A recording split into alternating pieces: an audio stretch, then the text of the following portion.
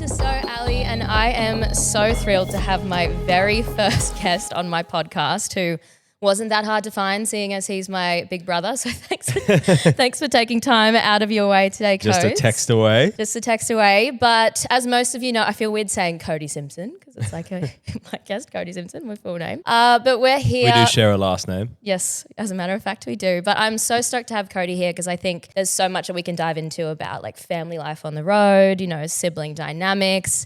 I just want to make it like a really chill conversation. I've got lots of juicy, fun questions for you. And Well, we have a lot of memories, so there'll be a lot to it, lot we can talk about. we've got life on the road with the fam. We're going to talk about you and your life and your career and how you have managed to stay yourself throughout it all. And for me, that's been so inspiring my whole life. So. Thank you. So I want to start from the very start. So us growing up on the Gold Coast. So like we went to All Saints Anglican School. We were at Miami Swimming Club. And then Which is like 1 block from here, actually. It is. Crazy. It's around the corner. Where we grew up swimming. Yeah. Yeah. And then in 2010, everything changed.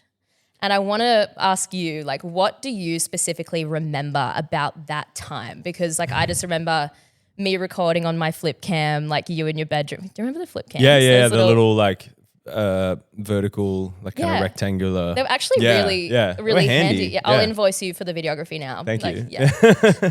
But what do you remember about that time? Is there anything that sticks out? Jeez. It's weird to think about now because now it feels like 6 months, 12 months goes by so fast. Yeah. But like all that shit happened in a year. Yeah. From like, we were at school. Yeah. I posted videos. 6 months later, I'm in New York. And then 6 months later, we're all in America. Like as a whole family. As a whole family. Yeah. And it went like that. That was like within 12, 18 months. And like now, you know, just to think about how quickly it all happened then, it's weird. I almost didn't like process it at the time. And being so young, like. Or even think about I did. Yeah, repercussions of like everyone moving around, how young I was, how young you and Tom were when we all Tom went. was so young. Tom was like 6, you know? Yeah.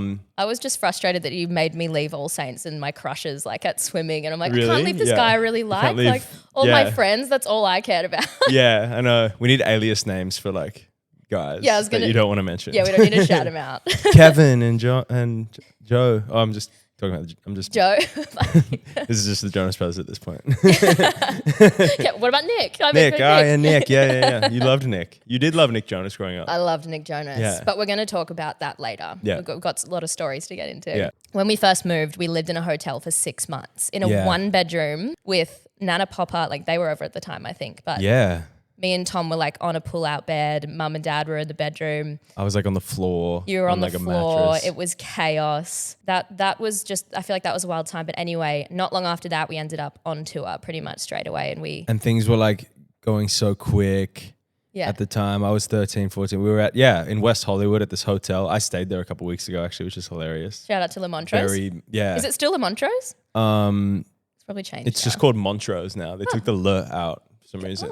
I don't know why. Cool. But that was crazy. Yeah. Yeah. Yeah. And I always think it was such a crazy world for us to endure so young, and Tom as well. Do you remember a lot of it? And like, how do you feel looking back on it all now? Yeah, I remember most of it. Yeah. I feel like a totally different person than I did then. I think It almost feels like another life now. when you're that young, I meet 13-year-old kids now, and I'm like, oh, I was that age when I was doing that, Yeah. or like, you know, Yeah. Like I was watching. I'm like, oh, you're like a baby. You know? were a baby. Yeah, Like I was yeah. when I was looking on YouTube, like trying to find some funny clips and things, and we watched your acceptance speech at the Kids' Choice Awards. Yeah. And I think you were like 13 or Yeah, I would have been 13, something for 14. like Fresh Aussie Muso, and you were talking, and I'm like, you were so beyond your years at that time. Like, Yeah, I don't know. I felt like an adult, which was Yeah. strange. And I was a kid, you know, I was in 8th grade, 9th grade. Yeah. And I look back on it so fondly now. I think like for Yeah. a second there, I looked back on it so like, what the hell was that? Like, yeah, not sure how to process it, not sure like how to feel about it. But now I look back on it going, it was the most beautiful gift ever. yeah. And it's made you who you are today. Like, Yeah. everything shit that went down, everything amazing that went down, like, Yeah, so such has a led you unique here. experience, but like I wouldn't change it for the world. And it's taught me so much. It's allowed me to pursue creative creativity for a living, which is like the dream. Yeah. And granted me so many miraculous experiences as a teenager that It's unheard I of. now understand how unique it is and how rare it is. And so I appreciate it so much. Yeah. I totally agree. You know? Yeah. And this country is so big, and I was like the only kid that was plucked from the internet at that time and given this incredible opportunity. Yeah. And at the time, there was only like one kid from every continent that was like granted that opportunity, and I was the Australian kid that got the chance to do that. And I've been able to like hopefully make something of it, you know? Yeah, absolutely. Yeah. And I want to talk about mum and dad because like I know me and Tom's perspective, like because when we moved, we were just so excited because I was like, I want to go to Disneyland, and Tom was only like 6. So we thought of it as this incredible adventure. But now that I'm older, I always think about mum and dad and what they had to have given up and done and organized, and while we were just sort of in the thick of having fun. Yeah. And I always think back to the time when, you know, this is probably like a bit of a heavier topic, but like, you know, I'm at Disneyland, you're in the studio, and Tom's in like a litigation office with mum and dad, and like he's sitting there on his iPad with headphones on so he couldn't hear what was going on. Yeah. But when you had a bad time with management, and do you want to talk a little bit about that whole experience? Yeah. We were definitely like, we were thrown in the shark pit at first. Straight away. Like, and then had to learn how to deal with it. And fortunately, I eventually found my way to like good people. Yeah. But I knew nothing about the industry. My parents definitely knew nothing about the industry. We're all learning. Our parents, lol. Yeah, it's like our parents. My parents. Mum and dad, thanks. The ones that aren't yours, but they're mine. Tom's sitting here too. You're adopted, by the way. I hope. This is a joke. I wanted to wait for us to be on here to tell you that. I always say... I just start crying because I fully believe it. Yeah.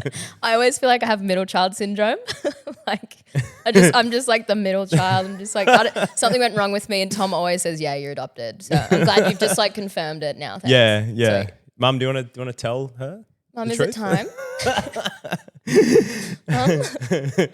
Should I call Dad? So funny. But yeah, they you know, being an adult now, I think I have more perspective on it of just how much they sacrificed, and that's a really special thing. Like I can imagine now having children in a few years, or you know, whenever, and being that age that they were when it all happened, and then giving up my life to allow my child to pursue their thing.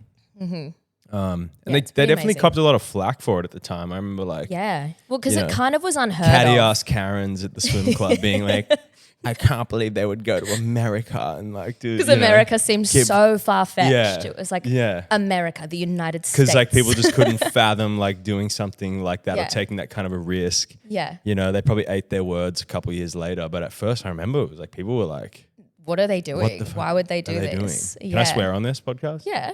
What the fuck are they doing? You know? It's not a G-rated podcast. Yeah. That wouldn't be any fun, would it? But they gave up so much, and we had to go through so much crap that tested the family big time, because we were thrown in with all these people that I'd started to make, you know, a lot of money as like a tween, and then a lot of people wanted a part of that, and people wanted me to work more than I should have at a young age, and they tried, you know, very first like management and different people were trying to literally tried to have me legally emancipated so that I could work like saying mum and dad more were hours. unfit parents, which is like the opposite. I'm like, of yeah, what they're they unfit. Are. They like moved across the country for me. They're so unfit. They're so shit. They were also athletes. They're the fittest parents, you know. They're realistically fit as well. Yeah. So it was such a crazy time. And having to navigate that and not knowing about it till like I was 18 or something.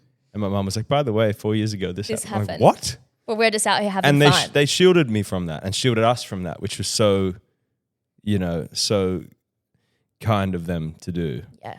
Because they could have easily been, you know, been more open about it, but they would have known how that would have affected us. Yeah, absolutely. As kids. And so it was cool that they let us live our lives as without know? being exposed to all that world too soon. Ignorance was bliss at that time. Absolutely. We were just like at red carpets and going to Disneyland and shit. Yeah, going to like Disney Channel premieres and like hanging out with all these people we used to watch on Disney Channel. Like I just remember it being so wild. Yeah. So changing topics a little bit, and I know I don't even need to go into, you know, the fact that you're a swimmer and then you're a singer and then you're a swimmer and now you're a singer again. Yeah. Because I've probably everybody talked about that enough. Yeah, I can probably guarantee that like 99.9% of people watching, they're probably here because they do know all of that. So I don't want to go into it, but I do want to ask you, in terms of swimming and singing, and you've succeeded immensely in both lanes and avenues, what do you think that they had in common in terms of, you know, performance, and,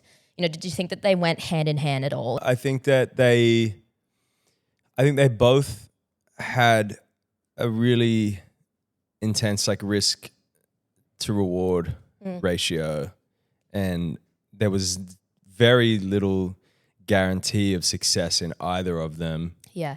And both required sort of persistent daily effort and the going through and this is like anything that you do that's new, going through the times of being bad. Yeah. Before you can be good. Yeah. Allowing yourself to be bad before you can be good. Yeah, like for me, podcasting is new. I mean, like I had radio experience, but for me, I've been wanting to start this podcast for so damn long, which you know. I know. And I've been like scared to do it, you know? And it's just like, well, if the first few episodes are shit, they're shit. But like, And that was me, you know, before going on stage, like not wanting to because you're worried it's going to be bad, and maybe it is going to be bad. And so, but you have to go, you have to go through that. Yeah. Like you have to like accept it beforehand and allow it to be bad before it's going to be good.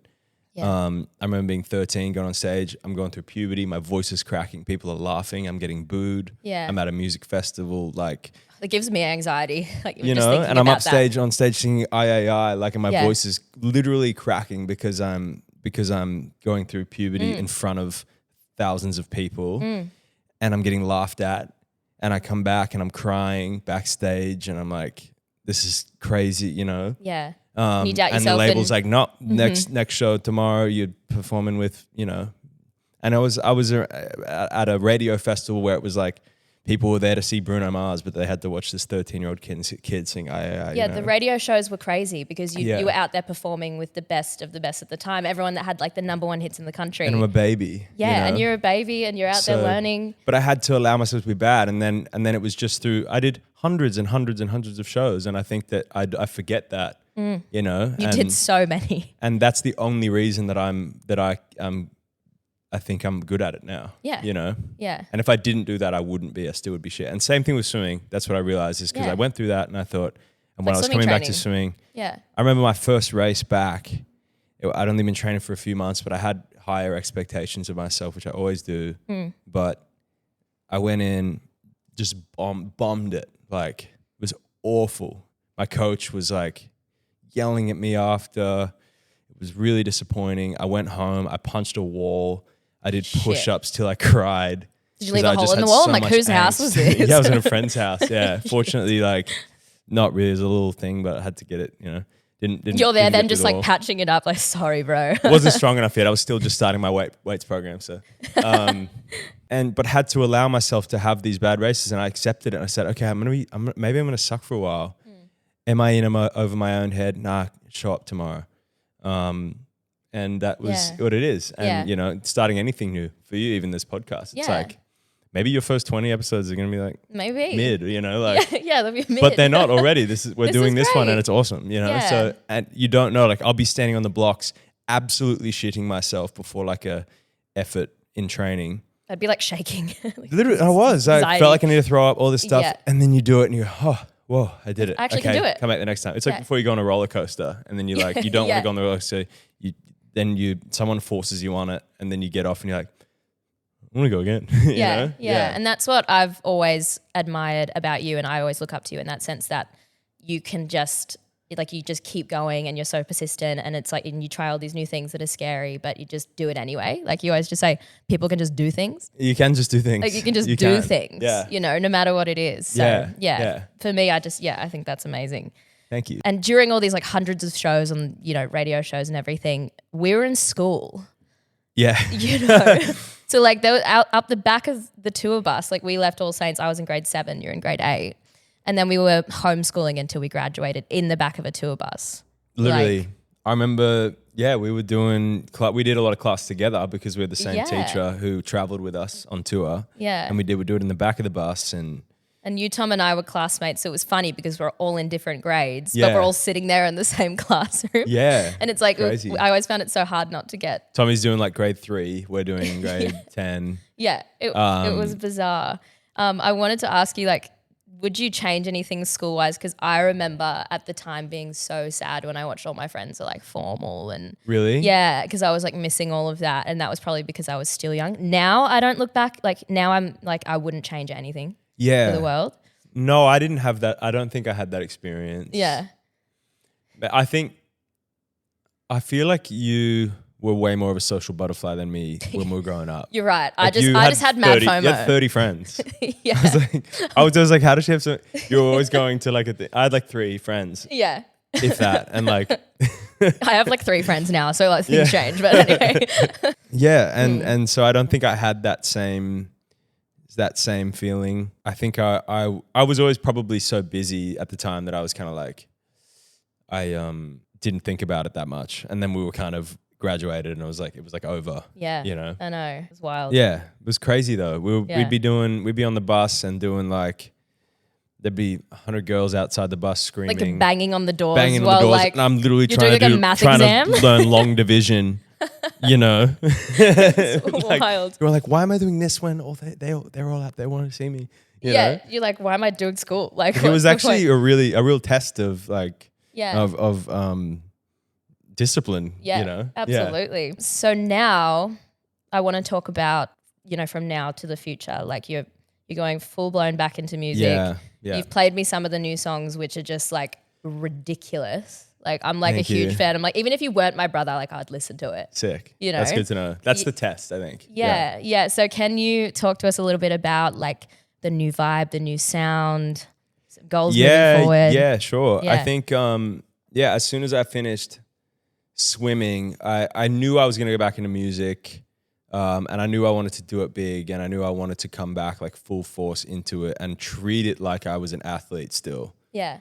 Especially coming straight out of being an athlete for how many years. So I was like, okay. And learning what I learned in the sport and how like. It's like treating it like the Olympics of music. Yeah. I'd never, with swimming, like I'd never worked that hard at anything before or that consistently or put myself in that many uncomfortable situations. And so I just came out feeling like Superman. Yeah. And I'm like looking at everything I'm doing now going, I can do anything. Yeah. You know? Yeah, absolutely. And so I'm like looking at the studio going, put me in the fucking studio every day. Mm-hmm. I'm texting my management like, why is my week not fully booked? Like, put me in, you know, like I'm like, put me in session. I don't care with who, like something will come out of it. I'll get better every day.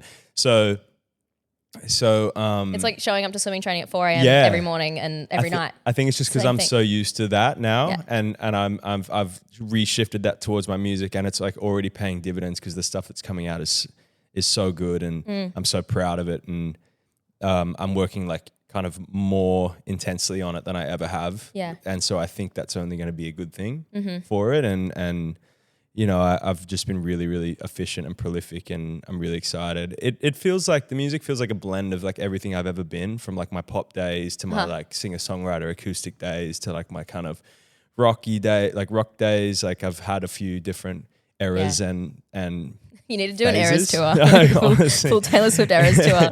Like there's so many now. Yeah, I've probably had 3 or 4. So it feels like a real blend of everything that I have ever been, but rolled up into a very modern and fresh sound, and so I'm really excited to share it. Yeah, I agree. Yeah. I think it feels very you. Like I just think it's never sounded more like you. Awesome. in all areas. Sick. Yeah. Amazing. Yeah, I think everyone's going to freak out. I'm going to switch it up a little bit now. Yeah. This is going to be super random and super fun, and I don't know how you're going to feel about it, but we can chat about it after you hear it. So what I've done, I've gone back through YouTube. I'm not trying to embarrass you, but I'm just being your sister. You can. I'm just being That's your job. That's your job. Exactly. But I wanted to find some funny things that I could play like a soundbite for you. Yeah. That you could listen to from a previous interview or whatever.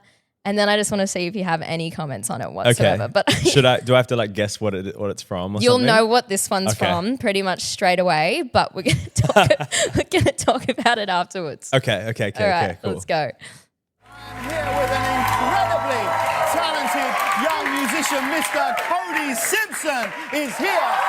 Everybody. Oh no. Now, I'm really good. Thank you Good, so mate. much Thanks for for having coming me, to dude. see us. It's Yeah. a pleasure. Now, you're Of course. about I to was go wondering on if you a remembered tour. this one, Yeah. brother. And I hear that you kind of try and plan your tours around surfing as much as possible. Is that true? Oh, sort of. I kind of, yeah. You surf everywhere you go. Pardon? You surf everywhere you go. If there's waves, then I'll be out there if I have time. Yeah, for sure. And you're not worried about this recent Oh my shark God. activity? No, with no, I've surf? only 'Cause ever he's seen from your one. hometown, right? Mick Fanning's from my Yeah. town. Yeah. Yeah, who the guy Yeah, who yeah, punched yeah. the shark. This is really like bringing He you was back. so beast. I'm unleashing some trauma. And do you So not beast. worry about... Australian fighting, yeah, sick. But do you not worry about sharks at all when you're No, surfing? I've only ever seen one. Yeah. So Right, that's I one had, too many, just so you know. Like, that's like, What am I no, I've doing? only ever been hit by one car, so I was just still sitting- stand on the freeway, it's Dude. completely fine. I've only been struck by lightning once. No, I was sitting there, hammerhead underneath me. Yeah. Right under. Kept going though. You look worried now. It's just I'm yeah. bringing up It's a trauma mix for of you, I emotions. feel To bad. get out of the water, or... I did get out of the water, yeah. Yeah, I mean- It was me and my dad up there, and yeah, he freaked out. I was like, yeah, we should probably go in. Now, whenever... Okay. Wow. Okay. So my question is, were you seriously like fucking stoned or something when we went on James Corden or what? Like, No, I was really high. Weed every day. Smoke weed every day. hell yeah. Oh I was so high. I was smoking weed Was it every day. You actually were. I was smoking weed every single day. So you're like, yep, we're It's walking really into mixed James emotions Corden. with that phase of my life. I can and imagine. I shouldn't have been on TV at that stage because I was. I'm sorry to I was unlock like- the trauma. No, it's good to like confront because Yeah. I was like going through it at that time. Yeah. Um, And It's like an embarrassing get to be for sure, cringing. at least there's no visuals for you to see right now. Yeah, because I was frying myself left, right, and center. Yeah. I was really creative. I was hyper creative at the time, and I was discovering a lot about myself musically and creatively and all these things. But at the same time, I was treating myself really poorly. I think I had a lot of teenage angst around my experience growing up in the public eye. Yeah, I absolutely. felt trapped. I felt I felt really boxed in. I felt like I was misunderstood. I felt like I was trying to figure out who I was amidst people having already told me who I was. Yeah. While you were still trying to figure that out. And so Yeah. I think I felt like I was in this box and I was like banging at all the walls really hard trying to get out. And I just felt suffocated. And I think I was using And the drugs weed- and alcohol yeah, to bit of an escape. try and Bit of escapism. find a way out. Yeah. And that is not the way out ever, but it was what I turned to try and rebel against anything and everyone I could. Yeah, because we were definitely all worried about and you at the time. But Yeah. being so young and being exposed to all that world and like the clubbing and the drugs and everything like at that level of fame too is not normal. So I No. think like anyone in your position would have been doing the same thing. Yeah, Like- yeah. And fortunately, there isn't too many interviews that I did during that time when There I was going wasn't. through that. But unfortunately, That one was just for a some doozy. reason, I went on one of the largest TV I'm like, why James Corden? late night TV Yeah. shows in America Yeah, in sort of the darkest sort of midst of it. And I tried to pull it together to go on, but I was obviously not Yeah. in the best headspace and Yeah. could hardly speak by the sounds of it, which Yeah. is, kind of a reflection of like where I was at mentally. Cause I was probably severely hungover. I don't even know how I performed musically on that show. Did you sing At too? that- yeah, I sang. Yeah, it was right after my album Free came out and I sang Yeah. this song called Living Easy on that show.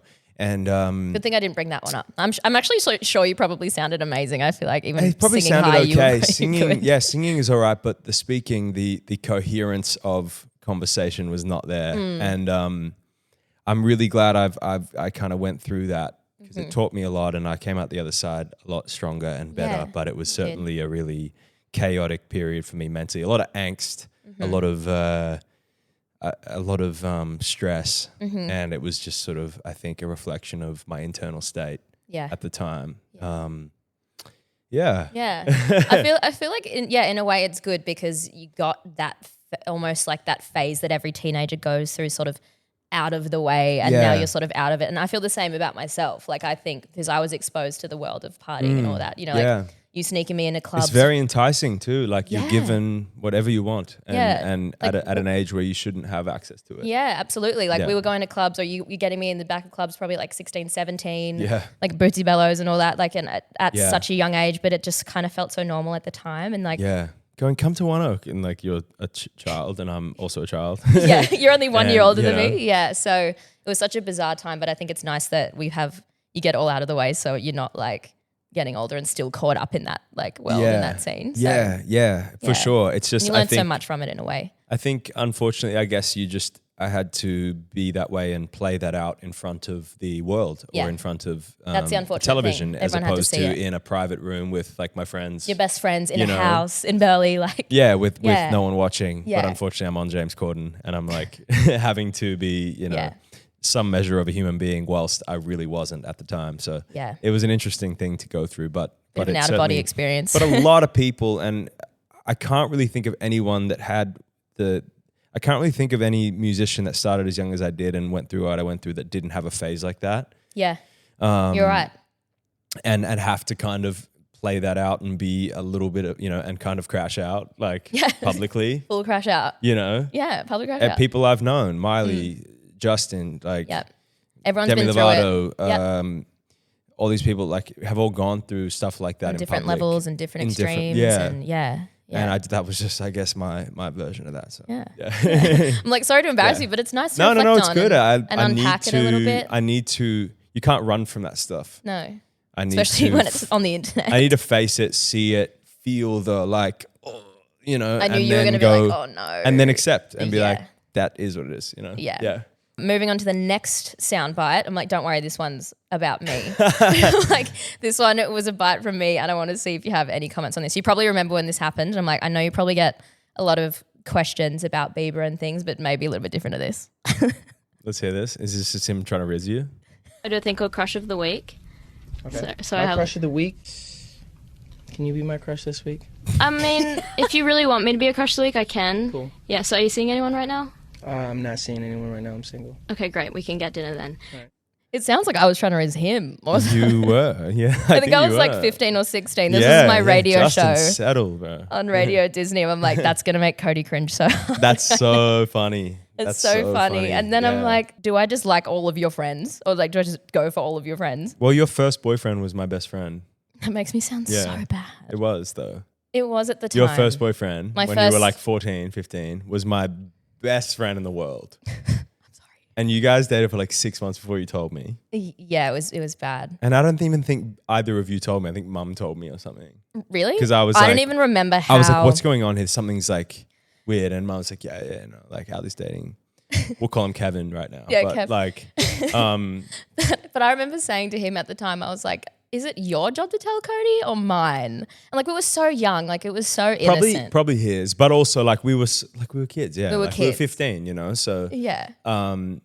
But yeah, you have had a liking for my friends for like a while for a long now. time. Yeah, but in my defense, I feel like because we're so close in age. You're only a year older than me. It's like if there's all these guys hanging around all the time. Like hot guys that are all like a year or two older than you, you're going to be like, It just probably seemed appealing or seemed appealing at the time. But I promise I'll try not to go for your friends anymore. Moving onwards and upwards, I'll find my own nice man. There are so many guys out there.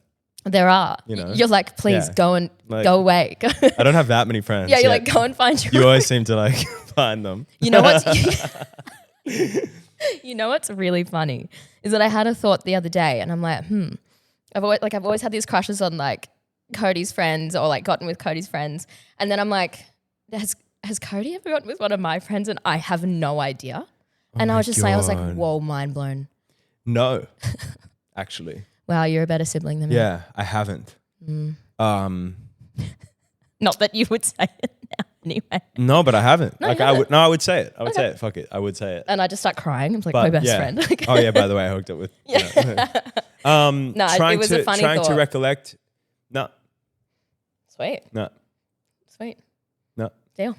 All right, so moving on to my little next phase of questions for you. I want to flip the interview and ask you this question about me. Yeah. Seeing as like my whole life and my whole career, I've dabbled in like so many different things. Yeah. You know, like I've done a bit of like radio, hosting, modeling, singing, whatever. Mm-hmm. What do you, me being 27 now, I feel like I'm at the age where I'm like, okay, I got to figure this shit out. Like I got to figure out what is like the one thing I want to like be better at, become a professional at. Yeah. I wanted to ask you what you... to like lock in on something and really develop it and because I just do feel it. like I've been just floating and because I enjoy doing everything and I just feel like I've been floating and coasting and like... Well, I'm the same way. Like I love doing everything too. Like so many different things, even in music. I'm like, I love this genre, I love this genre, I love doing that. I'm like, what the hell am I going to do? Yeah. Because, you know. Yeah. So I wanted to ask you, what do you think from your perspective is something that I should focus on or you feel like I might be best at? Gosh. Or like feel most natural for me? Yeah. I mean, like I think I know the answer, but I just wanted to see like from your perspective. Okay. Yeah. Because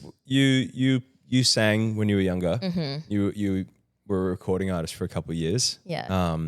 Which is wild. Because you had access to all of that and you're a great singer. Like you're a great vocalist and you probably could have taken that path, you know? I could have, but what I was... Like you started at the same time as Sabrina Carpenter and look at her now. I know. You know? I know. And I think if you really, if you were passionate about it, which I understood eventually that you didn't love performing. Yeah, which I ended up figuring out because my first ever performance was at like a Kids' Choice Awards Slimefest thing. Yeah. Slimefest. And I remember you were trying to like coach me and help me really get over that like performance things. I remember being so nervous. I was shitting myself. I remember it. To sing live. Like I'd love, like I'll do anything on stage. I'll dance, I'll act, I'll host. I just can't sing on stage. You don't want to sing in front of people, yeah. No. Yeah. So I remember going up and I had a meltdown and I was like, I think I'm going to have to lip sync.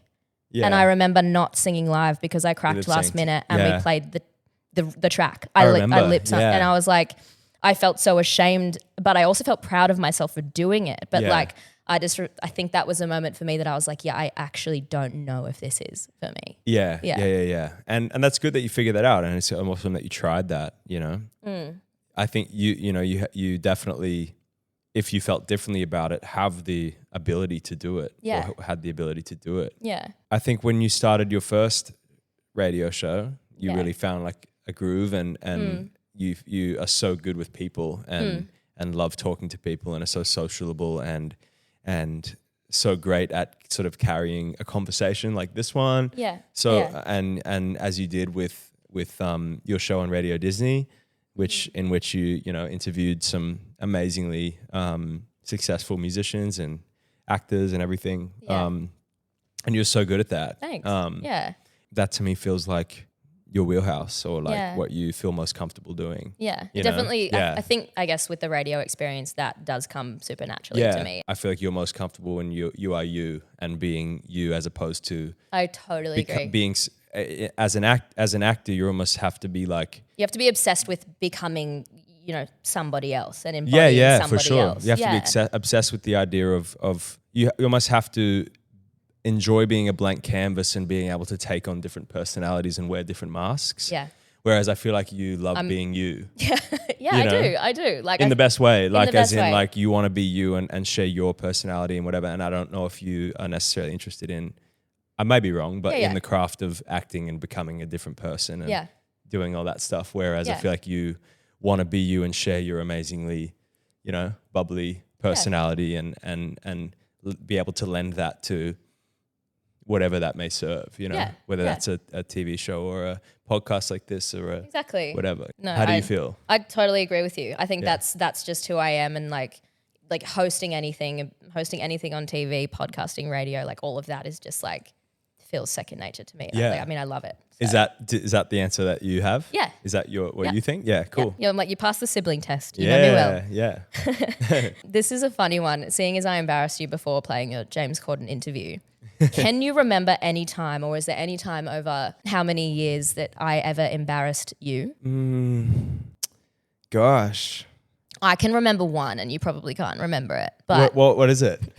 Circling back to the Jonas Brothers. Okay. Oh yeah. Wait. You might remember it. So when can you probably tell the story better than I do. Yeah. So when we first moved to the States, like I was a big Jonas Brothers fan, of course, as every 12, 13-year-old girl at the time was. Yeah. And you ended up getting a studio session with Nick, and Nick Jonas being my favorite at the time. Oh yeah. And you took me to these big studios, and I can't even remember what I did with him. You'll probably remember what I did when I embarrassed you. But anyway, you organised me to meet them, and it was a surprise, and I was so excited. And anyway, the three of them walked over to the table. It was like a lunch setting outside of the studios. Yeah. And I like sunk under the table. Like I actually slid under the table. But then you had a session with Nick. So like I met all of them and I was like, this is so exciting. Yeah. We go in, you and Nick are just talking, you know, hanging out in the studio. I'm sitting like this chair in the corner and being a 12-year-old like on Snapchat. Oh yeah, you took a sneaky picture of him. Mm-hmm. Yeah. Of you guys. So I took and the flash went off. And I just remember this, your face will never leave my mind. Like you just looked at me as like, what the fuck? Like, yeah, the fuck? I remember you've brought this up now. I forgot about that. Yeah. But I now remember it vividly because you've unlocked a deep cavern of my mind. Yeah. My memory.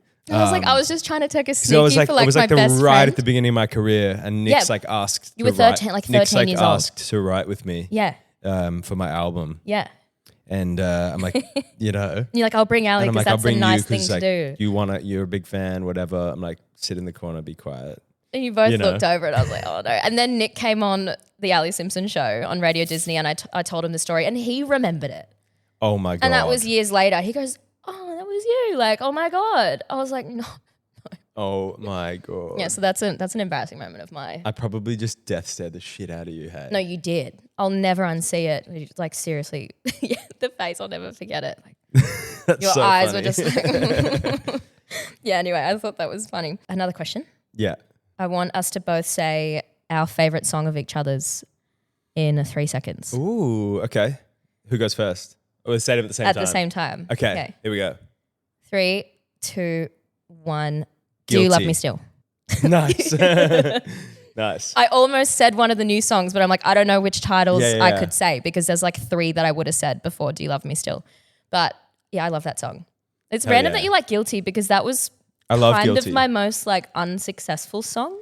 But sometimes it goes that way. yeah, I feel. But I really liked that song too. And I love that song. I remember being so excited when we went to a red carpet and I met Meghan Trainor. Yeah. And she was Did like, she write it? no, she didn't write it, but she said her favorite song of mine was Guilty. And I remember thinking, that's so crazy that you've even heard Guilty. Yeah. So I thought that was really cool. Yeah, Guilty was Yeah. a smash. Yeah. I'm going to bring it back. Underrated song. Like, Notice Me was bigger, Yeah. but Guilty was... Did you do a music video for Guilty? I did, but it never came out. Maybe that's because I why. didn't really like it that much. Maybe that's why. Yeah. Because Notice Me had the really good video. Yes. Yeah. Which I think supported the success of it. Yeah, the Whereas video and that song just went so well together. Guilty didn't have one. No. But the song, I like the song more. Yeah. I love both, but I think Guilty was my jam. Yeah. That's Yeah. awesome. I would just have to go through and pick a favorite song of yours from every era because Do You Love Me Still is cool. just Underrated track for sure. Yeah, Deep cut on the so recent cool. album, but yeah. yeah, so cool. I want to try and I'm going to try and give it a moment at some stage. reckon. Maybe really bring it into my set when I start playing live and, should. and have it Resurgence. become a bit of one of those. Yeah. Yeah. Bring it back. Yeah. For sure. Well, that's about it. That's all I have for you. I feel like I just talked your ear off for the last 45 minutes, but I think we have a lot of like good stuff and it was a really nice chat. Yeah, so good to chat. Yeah. Love to come back on. Any last words for your audience Ooh. to wrap this up? No, thank you for having me. Thank you guys for, if there are people that have like watched us since like the YouTube days, then Welcome thanks for, like- back. welcome back. Yeah. We back. We're back. We're back, baby. You know, we got, I'm just trying to think of some niche references from like the early YouTube days, like Britney's Nerd, Britney's Nerd, Ceramic Chicken, Ceramic Chicken. We got Super Beach Kids, Super Beach Kids. Gold we got, Coast Finest. What are some of the other ones we did together? Britney's Nerd was the big one. Britney's Nerd. What else did we do? That was a little mini movie masterpiece, cinematic masterpiece. It was. I don't even know if it's on YouTube anymore. Actually, it probably is. Someone's re-uploaded it. We got Teach Me How to Dougie. Teach Me How to Dougie. We sort of smashed that Yeah. with my purple stockings and all. Gangnam Style. Gangnam Style on tour. On tour. There's so many. So welcome back. Welcome back. you know. And to all the new listeners, welcome Welcome. Yeah. to the future. Yep. But yeah, thanks again, Codes. And thank you everyone for listening to that episode. Welcome and come well. Ew. Jesus Christ. Too much. Anyway, that wraps up that episode with my brother Cody, though he will be back next week for a bit more of a fun episode. Let's go. We got some games to play, some dating green flags, red flags, the whole thing. So tune in next week. Let's do it. Well, that wraps up my episode with my brother Cody. He will be back next week and we'll see you next time on So Alli. That one's so good.